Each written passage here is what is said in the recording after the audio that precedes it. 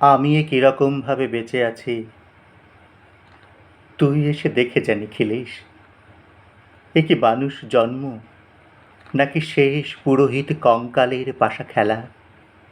প্রতি সন্ধ্যাবেলা আমার বুকের মধ্যে হাওয়া ঘুরে ওঠে, হৃদয়কে অবহেলা করে রক্ত।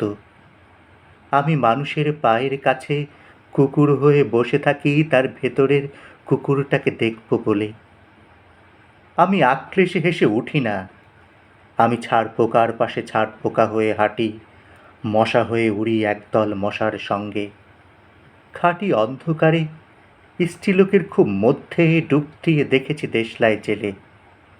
ওই গায়ে আমার কোনো ঘর বাড়ি নেই। আমি স্বপ্নের মধ্যে বাবুদের বাড়ির ছেলে সেজে গিয়েছি রঙ্গালয়ে, পরাগের মতো ফু দিয়ে উড়িয়েছি দৃশ্যলোক।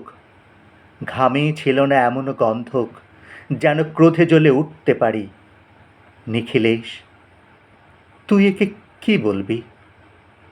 আমি শোবার ঘরে নিজের দুহাতে পেরেক বিঁধে দেখতে চেয়েছিলাম যিশুর কষ্ট খুব বেশি ছিল কিনা।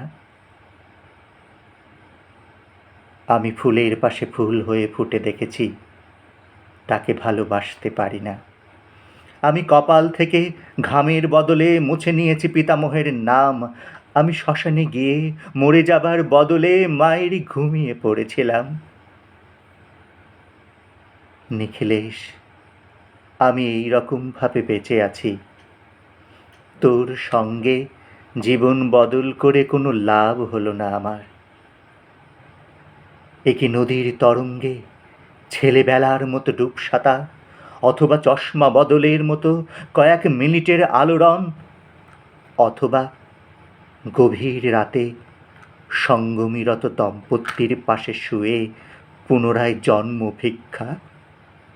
কেননা সময় নেই আর।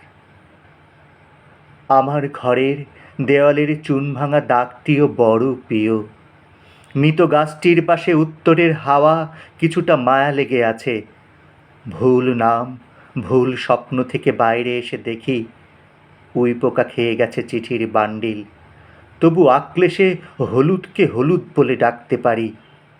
আমি সর্বস্ব বন্ধক দিয়ে একবার এক মুহূর্ত চেয়েছিলাম, একটা ব্যক্তিগত জিরো আওয়ার। ইচ্ছা ছিল না জানাবার এই বিশেষ কথাটা তোকে। তবু ক্রমশই বেশি করে আসে শীত। রাতের এই রকম জলতেষ্টা আর কক্ষনো পেত না। রোজ অন্ধকারে হাঁটতে টের পায় তিনটা ইঁদুর। ইঁদুর না মুশিক?